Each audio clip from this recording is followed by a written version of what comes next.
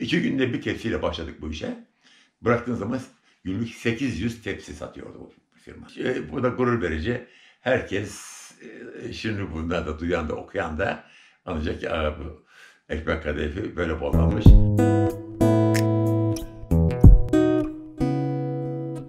İznik'te Emin Usta ile beraberiz. O kadar derin bir hikayesi var ki ve ilginç. Bizim en ilgimizi çeken yönü 65 yaşından sonra bize kaymaklı ekmek kadayıfını sevdirmesi, tüm Türkiye'ye tanıtması diyebiliriz aslında. Bize kısaca hikayenizden söz eder misiniz? 65 yaşında orada cevabı değişer. Ne dedin sorunu? Çünkü benim yaşım 83. İnsan bu kadar uzun yaşarsa bir sürü bilgiler takılıp kalıyor insan üzerine. Ne kadar zeki de olmasa, süper zeki olmasa da yani takıla kalıyor. İşte ondan biraz da yaşam sevincim diyelim. İşte yaşam enerjisi diyelim. O hala yani öfke var. Yani derman azaldı biraz. Öfke hala var. Ben Adapazarı'yım aslen. 1930 doğumlu. Sanat Okulu'nda 2 sene bulundum ilk sonra. Orada biraz teknik bilgi edindim. 16 yaşında Adapazarı Vagon Fabrikası'na girdim. Orada 2 sene bir tonajlık yaptık. Oradan babam dükkan açtı bu sırada Adapazarı'nda. Oradan çıktım kendi dükkanımıza. Orada çalıştık, baktım dar geldi bana. İstanbul'a gittim. Ki orada bir yerde kazandım. İstanbul'da ben bir hafta kazanıyordum. Askerlik geldi. Askerle gittik geldik. Gümüş motorda. İşte bunu ben bloklarını işledim orada. Fakat işte bu gençlik, heyecan, merak. O zaman giden de yoktu da, anlaşma da yoktu. Almanya'ya attım kendimi. 3 sene senin mesleğimi icra ettim. Ondan sonra orada Almanların orta çeyrek başladık. Köfteciye diyelim böyle. Kasap bakkal lokanta birincilikler. Ortaktık. İşte bir 10 sene bunu böyle götürdük. OPEC'in kurulduğu seneler gibi büyük petrol krizi yaşadı Avrupa o zaman. İyi birikimim vardı. Baktık ki biz eliyoruz. Ben ürktüm, korktum. Sattım firmayı, döndüm geldim buraya. Kütahya'nın Tavşanlı kazasında bir vesile duydum ki bir kömür işi varmış. Kömür çekmeciliği. O işe girdik. Bütün imkanlarıma bağladım. Fakat bütün kömür ocaklarını millileştirdi. Sanki Ermeniler, Amerikalılar, Rusların elindeydi. Öyle yaptılar. Bize de 5 kuruş para vermediler. 2 sene biz böyle ne yapacağım şaşırdık. 5 kuruş parası falan kaldım 5 aile başında. 5 kardeşiz biz o zaman. Derken 2 sene sonra Demirel gene geldi. Gene geriye verdi. Öyle. Ama parayla geriye verdi. Kör topal götürdük 85'e kadar. Ondan sonra esprisi kaçtı o işin. Amca çocuklar da büyümüş oldu. Üniversiteye gitti çocuklar vesaire vesaire. Ne yaparız hanım? Sattık ocakları, ortaklar işte onlara ayırdım. Gidelim biz turizm işi öğrendik. Et mamulleri, un mamulleri, süt mamulleri yapmasını biliyoruz. Hanım da büyük aşçıdır. Yani orada da çok şey öğrendik. O mutfakta, ben dışarıda. Biz gidelim Antalya'ya, orada hem tatil yaparız hem birikimimiz var biraz.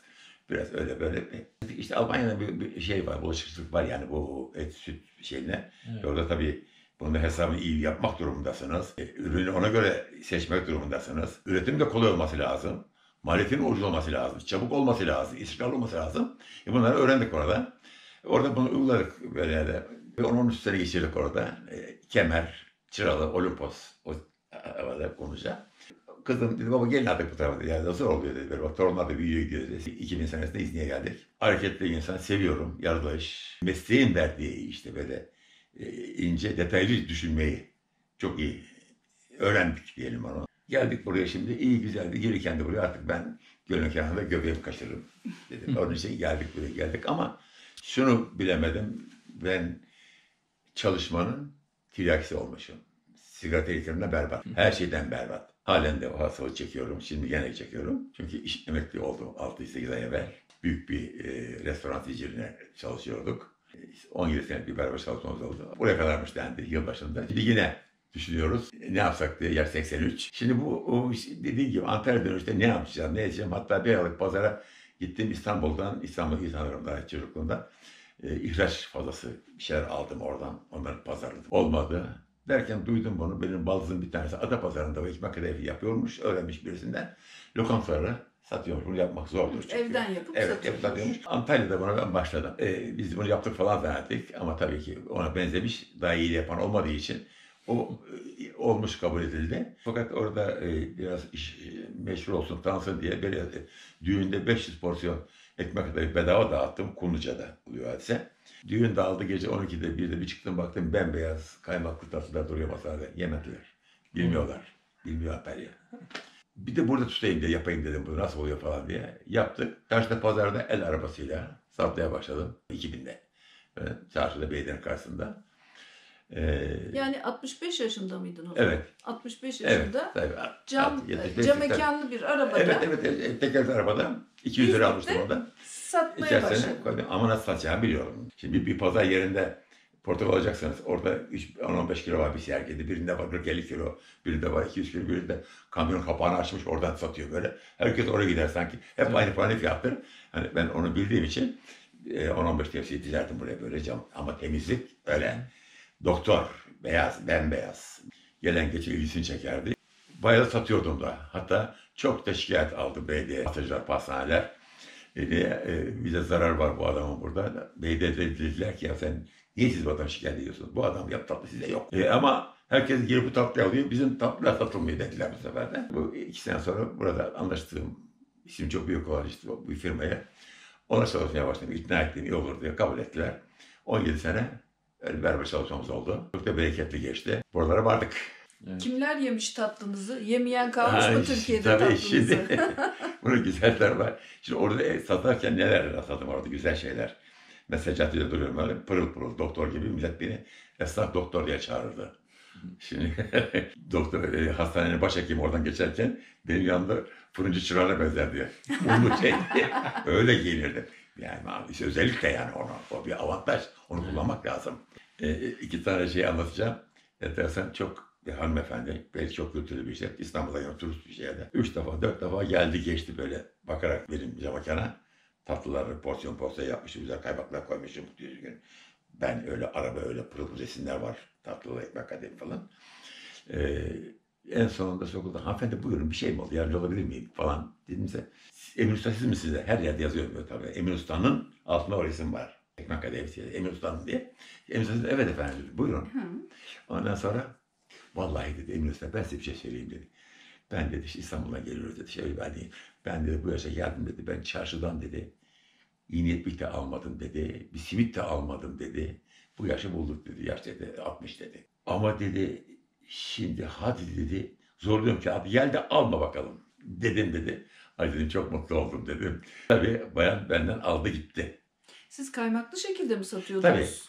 Tabii. Cam mekanında. İçerisinde tabii kaymak barındırdığım soğuk şeyim vardı oradan.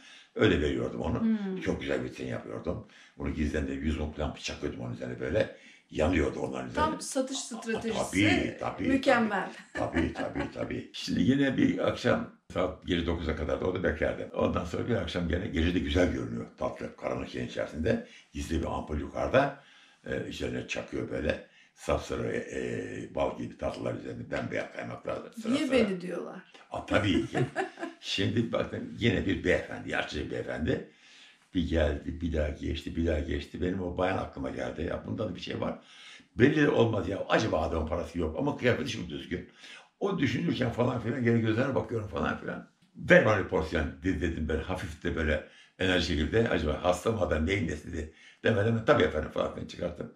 Verdim, sardım, var vermem dedi. Dedim beyefendi dedim 5 defa gittin geldin. Beyefendi dedi ben şeker hastasıyım dedi. Ama hadi gel de alma yeme bakalım dedi. Yani çok özendim. Bunu çok iyi yaptığıma inanıyorum. Çünkü biz bu 17 sene zarfında işte o bugün çok büyük olan o restoran zincirinin vasıtasıyla tek müşterim onlar oydu çünkü. Ankara'dan batısı unutulmuş olan ekmek saray tatlısını ben yeni baştan yarım Türkiye'ye tanıttım. Çünkü hafızanız şimdi yok değiliz. Son 15 sene hariç ondan evvel. Evet. Kaç kişi kaç porsiyon ekmek kadayıfı yemiş. İşler iyi gitti mi? Oh çift katlı ekmek kadayıfı. Ekmek kadayıfı evet. Ama ekmek kadayıfının ismi var cismi yok. İdi. İşte ben daima dahanın peşinde koştum. Daha iyi nasıl? Daha güzel nasıl? Daha ucuz nasıl mal olur? Daha hep onun peşinde koştum. Hep yaşadığım bir espriye benzer bir şey anlatayım. Bursa'ya gidip oturuyorum orada. Mesela laflıyoruz bir yerde. 3-5 konuşuluyor oradan buradan. Ne iş yaparsın? Orada konuşurken orada isimler ben ona söyle Ahmet Bey, Mehmet Bey diye falan. Onun bize Ahmet olduğunu, 12 Mehmet Bey falan neyse. Ona, beni soruyorlar mesela Bey ne iş yapar? Ahmet Bey diyor ben tanımadığım diyorum. Olur mu diyor. Bir dünya ben de çok paranızı aldım. Nasıl olur falan. Sen dedim köfte biliyorsun. Biliyorum diyor. Öyle gidiyor. Giderim sıkça giderim diyor. Köfte güzel yiyorsun diyor. İşte üstüne ekmek kadar bile yiyorsun. Kaymak bu. Ay ona bayılıyorum diyor. Ha işte o paralar hepsi bana geldi. Bu böyle oldu. Çok sattık. 2 günde bir tepsiyle başladık bu işe. Bıraktığın zaman günlük 800 tepsi satıyordu bu firma. Bu da gurur verici. Herkes şimdi bundan da duyan da okuyan da anlayacak ki bu ekmek kadayıfı böyle bollanmış. Ama ben 8 ay bu işi bıraktım artık. Emekli oldum. Hayırlı olsun. Yaşamınızda her istediğinizi yapabildiniz mi? Şunu da yapsaydım dediğiniz bir şey ya da bir şeyler kaldı mı? Şimdi bakıyorum da ben tabii çok atlayarak ettim yaptığım işleri. Hani normal dikiş vardı, bir de kot dikişi derler. Böyle. Evet, 3-5 çift dikiş yani. dikiştir. 3 dikiş, 5 dikiş. Evet. Ben öyle yaşadım hayatta. Çok çeşitli işe girdim. Ne istediysem hemen hemen yaptım. Bugün dünyayı da gezmek istemiyorum. Dünyanın en güzel yeri Türkiye. Ben Ankara'da askerlik yaptım. Gençliğim İstanbul'da geçti. Avrupa'da 15 sene ticaretle uğraştım. Bütün Avrupa'yı cebim gibi bilir, ceplerim gibi bilirim. Almancayı çok çok iyi bilirim. Çünkü 15 sene orada ticaret yaptım bu işin. Çok gördüm, çok şey ettim. Hiçbir şeye merak etmiyorum. Türkiye'nin bir köyüne değişmeyen Barcelona'yı. Yani öyle işini yapsa yapamasa bir şey yok. Yok Evet, yani. çok Yok. güzel. Anmadan geçemeyeceğim. Bir eşim var, bir eşim var. Muhteşem. Bir defa dünyaya gelsem, o bayan kabul etse, hiçbir tarafa bakmadan bütün yönden geçse, kabul ediyorsa o, benim türlü işlerde böyle başarılı olmamın ana kaynağı odur diyeceğim. Çok güzel. Yani böyle şeyler duymak da insanı çok mutlu ediyor. Sevgi, Ama değil mi? Sevgiyle hanımefendi, harmanladınız. söylemek lazım. Evet. Söylemek lazım. Ama öyle, hadi geldi söyleme. Evet. Kendi burada yok. Ama yani yukarıda Allah var yani. Çok güzel. Sevdiğiniz yönleriniz neler? Sevmediğiniz, değiştirmek istediğiniz yönleriniz var mı? Şimdi tabii bu da masaldır, deyimdir böyle. Dünyadaki bütün akılları çıkarmışlar. Herkes aklını çıkarsın meydana koysun demişler. Koymuşlar oraya bütün akılları. Hadi şimdi herkes beğendiği aklı gelsin alsın. Bırakın etkisini alıyor. Herkes gitmiş kendi aklını bilmeden almışken onu kullanmış. Herkes kendini Şimdi, beğeniyor evet, yani. şimdi Evet. tabii bir defa çok iyimserim. Şey değil, öyle saf değil de bilerek aldanırım. Veya aldanırsam da kaç sefer üzülmem. Bir iyilik yapıyorsam, bire inanmışımdır. Ama oluyor zaman zaman, çıkıyor, uyuruyor insan. Çabuk inanmak lazım. O zaman da ama dost bulamazsın kendine. Hiç olmazsa biraz yamuk da olsa bozunca, huyu çıkıncaya kadar gene birisi geri olmuş oluyor bir arkadaşın. Hani biraz çabuk inanırım. Zararını çektim ama öyle olsun da. Şikayetçi değilim. Ya yok efendim, evet. yok. Evet, çok güzel. Benim tarafım işte bir defa Türk doğmuşum. İslamlıkta karışınca uncasına, aki İslamlık ama yani öyle sözde değil, özde İslamlık arasında hayat güzel oluyor. Benim yakın ailemde sıkıntı çeken hiç kimse yoktur. Kardeşlerim, amcam, dayım, onların çocukları vesaire vesaire. Hatta mahallemde de varsa öyle. Sıkıntı çeken yoktur yani hiç. Öyle iyi oluyor, öyle iyi oluyor, çok iyi oluyor. İnsan daha mutlu oluyor herhalde. Şimdi hakikaten denir ya, vermenin zevki almaktan güzel. Evet, evet. İnsanların, o mahlukatın, onun mutluluğunu ihtiyaç sahibisi ki zaten ondan bol bir şey o dünyada şu anda. Onların o mutluluğunu ben yaşadım, çok fakir. Ben 7 kardeş arasında büyüdük biz. Ben bir işçi, babam da bir usta fabrikada. Yoktu yani. İşte onun da ezikliğinden diyelim. Şimdi ondan da kurtulunca bir nebze de olsa tabii böyle şimdi savurmak hoşuma gidiyor. O çok güzel bir şey. O çok güzel bir şey. Vermek çok, kelimesi daha çok doğru. büyük zevk, çok büyük zevk. Güzel.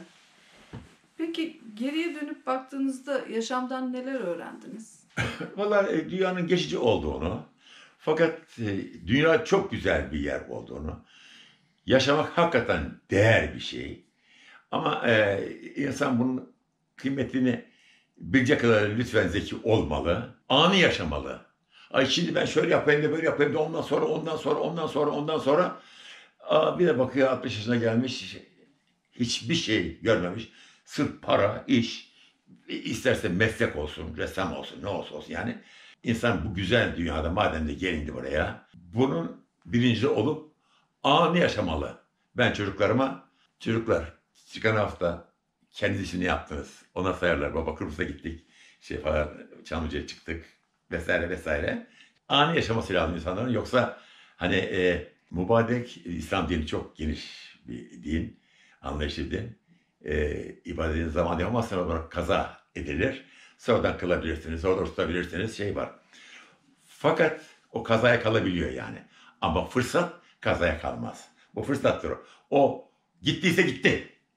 İşte bu dünyada da, gençlikte, imkanlarda, sıhhatte elde olduğu müddetçe bunu hakkını vermek lazım. Bu güzel dünyada yaşamalı, yaşatmalı. Hele beraber yaşamanın esas tadı orada zaten. Tek kişi hiçbir şey olmuyor. Bu şehri seviyor musun? Çok. Çok. Bakar mısınız Roma? Burada kimler burayı başşehir yapmış, zımmen başşehir yapmış. Şu kültüre bak, kaç bin senelik kültür var burada. Böyle halen çıktığım ve yukarılara gezerim deliler gibi. Böyle öyle de zevk alıyorum ki bakıyorum oradan. O karelere bakıyorum, o kiliseye bakıyorum, bu göle bakıyorum, o kalıplara bakıyorum. Yani böyle burada kaç bin sene ne aşklar, ne ızdıraplar, ne fakirlikler, ne zenginlikler. Bu kadarcık bir yerde yer belli işte. Burası bir İstanbul Konya Ovası değil. Buraya 5-10 bin kişilik şey yapmışlar. Tiyatro yapmışlar. Tiyatro yapmakla bitmiyor bu iş. O yapmak kadar da orada o oyunları bulup yazıp çizip orada bir sahnelemek var. Esas ağırlık orada. Hepsi ayrı. Şimdi bütün bunları düşündükten sonra insan, onlar Roma'dan gelmişler burada. Asya ortasından gelmişler burada. Başşehir yapmışlar. Bir büyük şehir yapmışlar. Buraya şey etmişler. Bize buraya aşık olmaktan başka ne kalıyor yani? Son olarak bizimle paylaşmak istediğiniz bir şey var mı? Evet var tabii ki. Ama her böyle halkını seven, milletini seven, devletini, toprağını sevenin içinde vardır o da. O bende de bir nebze var. Biraz da belki çok fakir büyüdüğümüzden ötürü bu. Çünkü ben Ağustos ayında uzun eskiden cizveler lastikler vardı böyle buraya kadar. Lastikten. Ağustos ayında ondan ben okula gittim. Böyle şap buraya vurur. Yani yoktu yani. Bir defter kalem almak için yine beklemek lazımdı falan. Ya bir okul olsa da ismini de dedemin ismini koysam diye, aynı rahmetli Tahsin ismi, Tahsin Usta'nın okulu desen diye falan derken en son bir vesile oldu. İzmir'de çarşıda bir esnafta otururken bir delikanlı, 30 yaşında bir delikanlıyla karşılaştık orada. Misafir galiba, yabancı olan ama hoş geldiniz, nerelisiniz falan dediyse bana Aydın olduğunu söyledi. Düzgün lisanlı, düzgün birisi, merak ettim. Ne iş yaparsınız? İlkokul öğretmeniyim dedi. Ayrıca sevdim. Herkes ilkokul öğretmenini unutmaz yani. En çok onu severler. Şimdi ben de o sevgi herkes oluyor. Bende de var. İlgilendim. Dedim, ne kadar güzel. Neresiniz hoca efendi dedim. Hocam dedim. Öğretmenim. Nerede? Ailemliyim dedi. Okulumuz nerede falan. Iğdır'ın Tuzluca Adası'nın Püllüköy'ü. Eyvah be hocam dedim. Şansa bak ya dedim. Güzel demesi var ama memleket nere? Ders yaptığın yer verdin. Nereye yaşadığın yer nereye? Ne şansa. Adam hoca beni utandırdı.